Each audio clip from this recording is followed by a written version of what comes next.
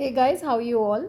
तो इंटेलिजेंस के लिए आपने रिक्वेस्ट किया था। अभी आपने थियरीज पूरी नहीं बताई कौन कौन सी बतानी है, तो मैं एक ब्रीफ आइडिया आपको इंटेलिजेंस का दे देती हूँ। What is intelligence.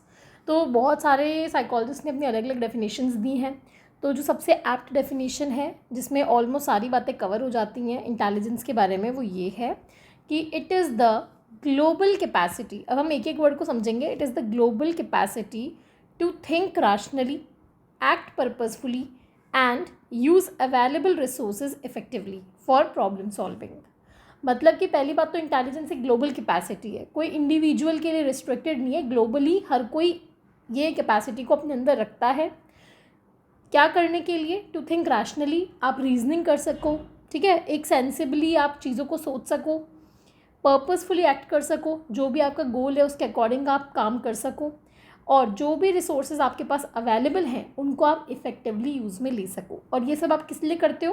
Problem solve करने के लिए। कोई भी प्रॉब्लम आपके सामने आती है, कोई भी टास्क आता है, उसका आपको सोल्यूशन निकालना है, तो उसके लिए आपके अंदर ये एक कैपेसिटी है इंटेलिजेंस की, जिसके तहत आप सोच सकते हो रैशनली, पर्पसफुली, क्योंकि हमें एक प्रॉब्लम सॉल्व करनी है। तो उसके लिए जो भी तरीके से आपको सॉल्यूशन करना है वो तरीके को आप यूज़ कर सको, उस पर चल सको, और जो भी उसको सॉल्व करने में रिसोर्सेज लगते हैं जो आपके पास अवेलेबल है उनको आप यूज़ में लेकर के प्रॉब्लम को सॉल्व कर सको। तो ये कुछ की टर्म्स हैं, ये आपको याद रखनी है। कभी एग्जाम में क्वेश्चन में आ सकता है कि इंटेलिजेंस का इनकम्पासेस व्हाट, और ये कुछ टर्म्स दे देंगे, उसमें से आपको सेलेक्ट करना है कि की टर्म्स है। ये इंटेलिजेंस की डेफिनेशन में मेन बातें हैं।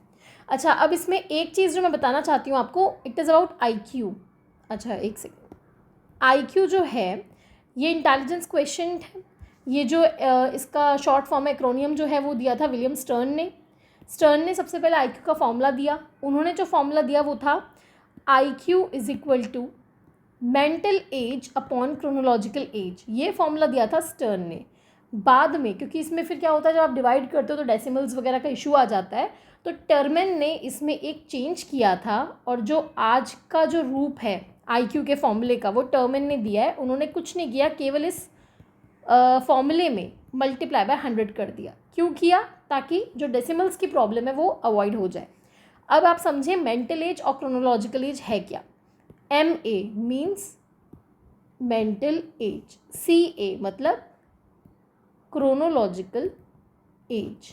सो सी व्हाट हैपन्स कि सपोज कीजिए कि आप बाय बर्थ, जैसे मैं मेरी बात करूँ, by birth I am 25 years old, तो मेरी जो क्रोनोलॉजिकल एज है वो क्या है? 25 ईयर्स, ठीक है। 25 ईयर्स मेरी क्रोनोलॉजिकल एज है। अब मेंटल एज क्या होती है? मेंटल एज मतलब कि आप क्या जो बौद्धिक विकास है, जो मस्तिष्क विकास है आपका, वो किस एज ग्रुप के अकॉर्डिंग हो चुका है। जैसे कि कई बार आपने देखा होगा, जब हम छोटे थे स्कूल में कुछ बच्चे ऐसे होते थे जो प्रमोट हो जाते थे, एक एक दो दो क्लासेस जंप कर लेते थे। क्यों? क्योंकि उनका इंटेलिजेंस लेवल उस वक्त थे वो 6th क्लास में, पर उनका लेवल था 8th स्टैंडर्ड के बच्चे का, तो वो प्रमोशन ले लेते थे, ठीक है, टू सेव देयर ईयर्स। तो ऐसे ही हमारा जो मेंटल एज है, इसका मतलब ये है कि आप किस एज ग्रुप के अकॉर्डिंग डेवलप्ड हो।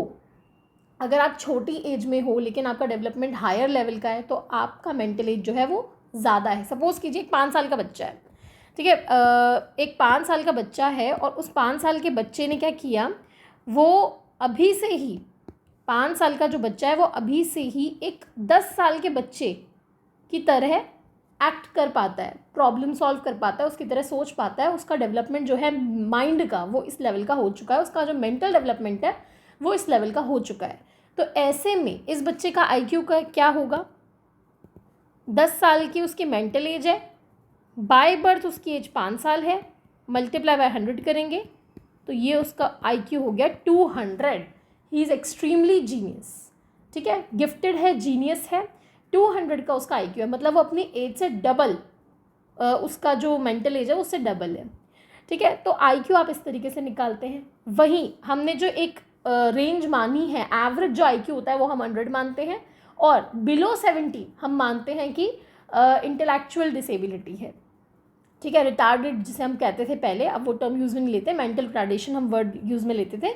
बिलो 70 जिनका IQ हो उनके लिए, अगर आपका IQ बिलो 70 आता है, this means you are belonging to the group of mental tradition. अब वो टर्म हम यूज़ में नहीं लेते, इंटेलेक्चुअल डिसेबिलिटी ऐसे करके 2-3 बार इसका टर्म रिवाइज किया गया है। अगर आपका 100 है तो 100 हम एवरेज मानते हैं, और अगर आपका मोर देन 130 आता है this means you are gifted, और ज़्यादा आता है तो यू आर जीनियस। आइंस्टाइन जो थे इस टाइप के लोग। तो अच्छा, एक और चीज़, एग्जाम में कहाँ फंसते हैं बच्चे, आईक्यू का फॉर्मूला बहुत सी बुक्स में बस इतना बता दिया, बात ख़त्म कर दी। तो अगर कोई बोलेगा भाई मेरी जो क्रोनोलॉजिकल एज है वो 50 साल है, मेरी मेंटल एज जो है वो भी 50 साल है, तो मतलब मेरा आईक्यू क्या हो गया। तो ऐसे में आप डिवाइड करके उसको 100 कर देते हो, बट एक्चुअल में आपको क्या करना है, क्योंकि हम ये बात जानते हैं कि हमारी उम्र तो बढ़ेगी, क्रोनोलॉजिकल एज तो हमारी हमेशा बढ़ेगी।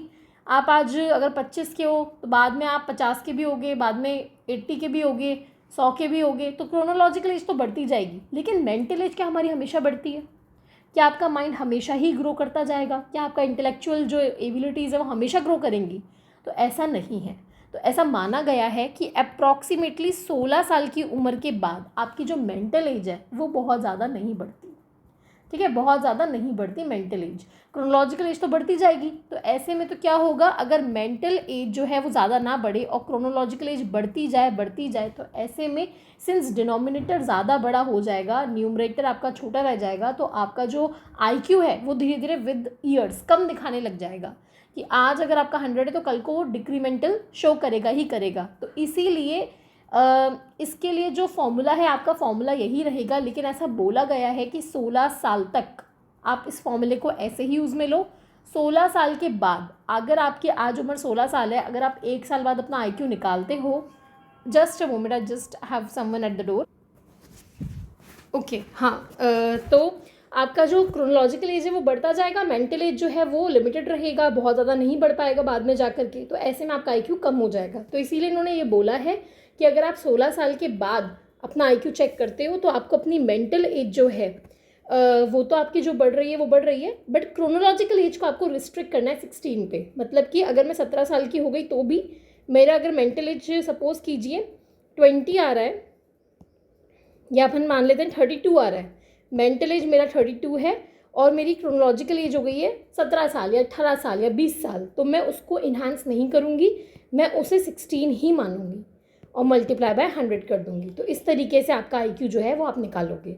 मतलब कि मेंटल एज तो जो आ रही है वो ही रखना है, लेकिन जो आपकी बायोलॉजिकल एज है, जो आपकी क्रोनोलॉजिकल एज है, वो 16 साल के बाद आपको नहीं बढ़ानी। 16 साल के बाद आपको उसको 16 ही रखना है, ठीक है। भले आप 50 साल के हो जाओ, 100 साल के हो जाओ, आपको उसको 16 ही रखना है। तो इस तरीके से आपको आईक्यू निकालना होता है। आई होप आपको समझ में आया होगा। फिर भी कोई डाउट है तो पूछिएगा, I will elaborate. Okay, take care, bye bye.